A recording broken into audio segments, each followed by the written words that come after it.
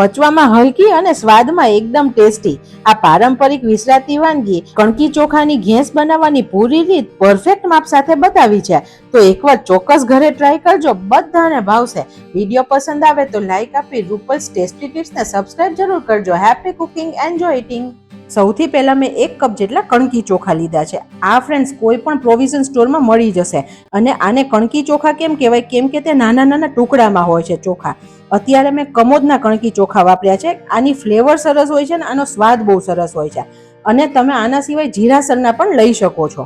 આપણે આવા ચોખા કેમ વાપરવાના કે આ ઘેંસનું ટેક્સચર છે ને તે આપણે સામો કે મોરૈયો હોય ને તેવું હોય, ઝીણું ઝીણું ટેક્સચર હોય. મોટા મોટા ચોખાનો ઉપયોગ આપણે નહીં કરીએ. ચોખાને આપણે એક બાઉલમાં લઈએ અને 2 થી 3 વખત પાણીથી સરખા ધોઈ લેવાના, જેથી પાવડર કે કાંઈ હોય તો નીકળી જાય.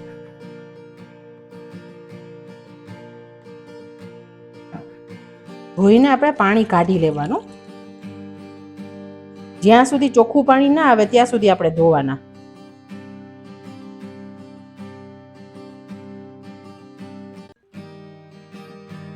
હવે આપણે આને પલાળવાના છે. બધા ચોખા ડૂબી જાય અને 1 વેઢા જેટલું પાણી ઉપર રહે તેવી રીતે આપણે પલાળી દઈએ. 10 મિનિટ પલાળવાના છે. ઘેંસમાં નાખવા માટે 1 ઇંચ આદુનો ટુકડો અને 1 લીલું મરચું સમારીને ક્રશ કરીએ. આપણે આદુ એટલા માટે નાખીએ છીએ કે ઘેંસ પચવામાં સરળ રહે. 10 મિનિટ પછી આપણે ખોલીને ચેક કરીએ.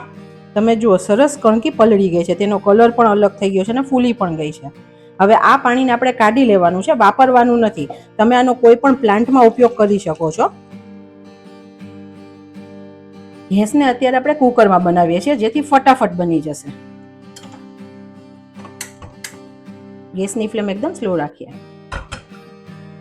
આપણે ઘેંસને ઘીમાં વઘારશું ને તો બહુ સરસ ટેસ્ટ આવશે. તો આપણે 3 ચમચી જેટલું ઘી લઈએ છીએ.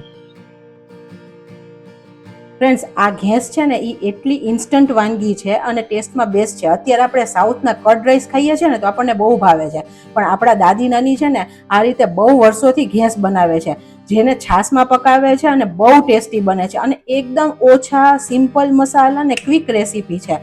તો તમે પણ ઘરે ચોક્કસ ટ્રાય કરજો, બહુ જ મજા આવશે. હવે આ એક વિસરાતી વાનગી થઈ ગઈ છે. મોસ્ટ ઓફ ઘરમાં આપણે આ નથી બનાવતા, પણ આ ઘેંસ છે ને એ શીતળા સાતમ હોય ત્યારે ઠંડુ ખાવાનું હોય ને ત્યારે આગલે દિવસે બનાવો, છઠના દિવસે, અને સાતમના દિવસે ઠંડી પણ ખાઈ શકો છો.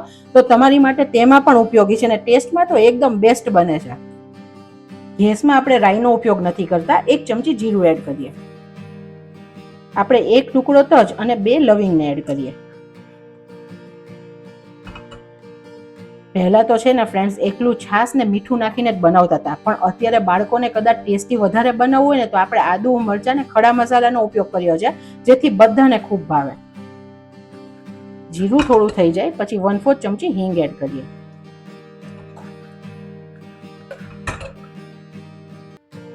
આદુ મરચાંની પેસ્ટ એડ કરીએ.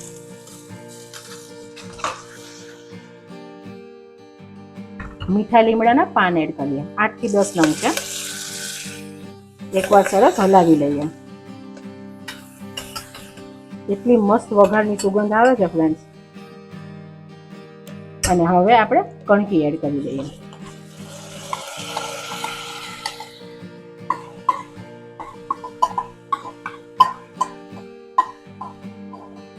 એકવાર મિક્સ કરી દઈએ.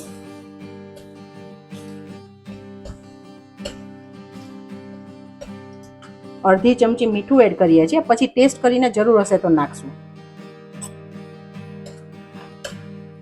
ઘીમાં 20-30 સેકન્ડ સાતળી લેવાના, જેથી કણકીના ચોખા સરસ અંદર ઘીની ફ્લેવર વાળા થઈ જશે. સૌથી ઇમ્પોર્ટન્ટ આમાં છે છાશનું માપ. જે કપના માપે કણકી ચોખા લીધા તે જ કપના માપથી 3 કપ આપણે છાશ ઉમેરીએ. છાશ મીડિયમ ખાટી હોય તેવી લેવાની, બહુ વધારે ખાટી નહીં લેવાની, કેમ કે ગરમ થશે ને તો ખટાશ લાગશે જ.